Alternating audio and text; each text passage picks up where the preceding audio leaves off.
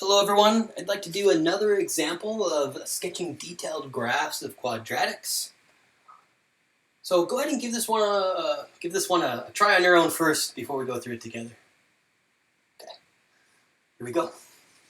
So the first thing we're going to want to do is write this in vertex form. So I have f of x is equal to, let's go ahead and group the first two terms together.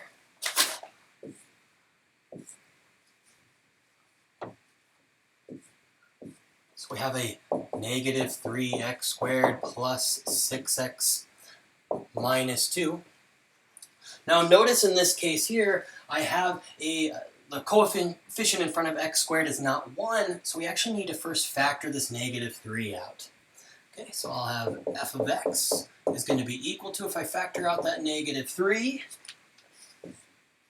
I'll be left with, looks like a x squared, looks like I'm going to have a minus 2x. If I distribute back in that negative 3, I'll get negative 3x squared, negative 3 times negative 2, positive 6x, and still have that minus 2. So now what we're going to do is we're going to take the middle term, we're going to cut it in half and square it. So negative 2 divided by 2 is negative 1. So I'm going to add, we do this one in green, I'm going to add a negative 1 squared. Negative 2 divided by 2 is negative 1 squared. Okay, so since I added negative 1 squared, I need to be careful. What I actually added was a negative 3 times negative 1 squared. So I need to subtract. I need to subtract a negative 3 times a negative 1. I'll put this in parentheses. I'm subtracting a negative 3 times negative 1 squared to balance everything out. Hopefully you can see that okay. I know there's kind of a bad glare in my video. Okay, so let's see what we have.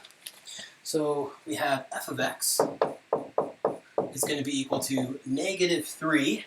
Okay, this is going to factor to an x minus 1 quantity squared. Okay, let's see what we have here. We're going to have a negative 2. Notice I'm subtracting a negative, so I'm actually adding a 3 times a negative 1 squared. Negative 1 squared is just 1. 1 times 3 is 3, so I'm just going to get a 3 here. Okay, so here we have that f of x is equal to negative 3 times x minus 1 squared. Negative 2 plus 3, I'm going to get plus 1. So now that I've massaged this quadratic into vertex form, I can clearly see how this function, how x squared has been transformed. Looks like it's been stretched by a factor of 3. It's reflected over the x-axis. It's shifted to the right 1 unit and up 1 unit. So from here, we can instantly read the vertex. Looks like the vertex, the vertex is going to be at, let's see, I shifted it to the right 1 unit, so 1 and 1. Okay, we have our vertex. So now what we want to do is we want to find the, let's do the y-intercept first. So let's do the y-intercept. Okay, remember the y-intercept is when x is 0. I think this is the best form to look at. So here, f of 0 is going to be equal to negative 2. So we know that the y-intercept is at 0 and negative 2. The y-intercept is always the easiest one to find. Okay, let's go ahead and find the x-intercepts. So the x-intercepts, that's when the output of the function is 0. Okay, so again, you could use this version of the function if you like, try to figure out when this quadratic is equal to 0. You could attempt to factor it, probably wouldn't be very lucky. You could try to use the quadratic equation, but again, why waste this great form that we have? So what I want to solve for the x-intercept is I want to know when 0 is equal to negative 3 times x minus 1 quantity squared plus 1. So we'll go ahead and solve for x. So let's subtract 1 from both sides. So I'll have a negative 1 will be equal to negative 3 times a x minus 1 quantity squared. I want to go ahead and isolate the x minus 1 squared. So how would I divide both sides by negative 3? Let's bring this up over here. So what I'll be left with, negative 1 divided by negative 3, I get 1/3. And that'll be equal to, looks like a x minus 1 quantity squared. Let's go ahead and square root both sides. Don't forget the plus or minus. So what I'm going to get is I'm going to get x. I'm going to get x minus 1 is going to be equal to plus or minus the square root of 1/3. So I'll just go ahead and add 1 to both sides. So I get that x will be equal to, looks like 1 plus or minus the square root of 1/3. And we have our two different x-intercepts. So our x-intercepts, let's separate these. So one of them is x is equal to 1 plus root 1/3, and the other one is x is equal to 1 minus the square root of 1/3. Let's figure out what these approximately are equal to. Okay, let's get our calculator.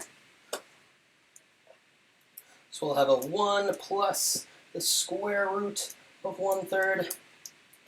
I'm getting 1.577. If I do 1 minus the square root of 1/3, I'm going to get roughly a 0.423 if I round to 3 decimal places. Okay, so let's write up all our information. We know where the vertex is. The vertex is at 1 and 1. We have our y-intercept. Our y-intercept is at 0 and negative 2. We have our x-intercepts. Our x-intercepts are at 1.577 and 0. And looks like a 0.423 and a 0. Okay, so let's go ahead and sketch this.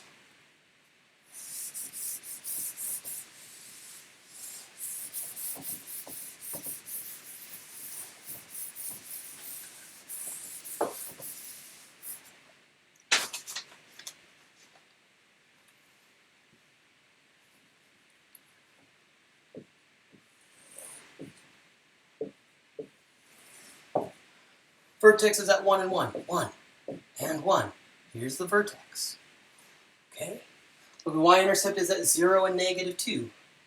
Here's negative 1. Here's negative 2. Here's the y-intercept. Oh, green, green, green.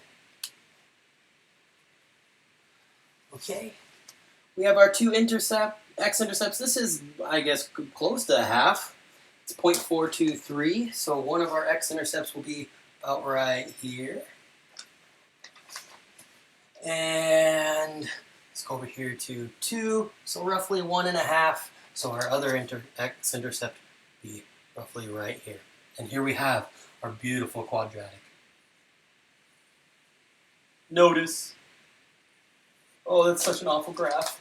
It's such an awful picture. If I had nice graph paper, it'd be beautiful. Let's do that a little bit better.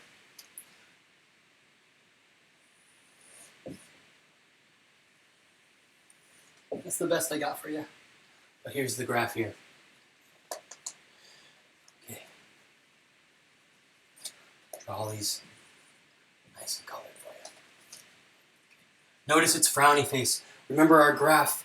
Remember our graph in vertex form. What was it? It was negative 3 times x minus 1 squared plus 1.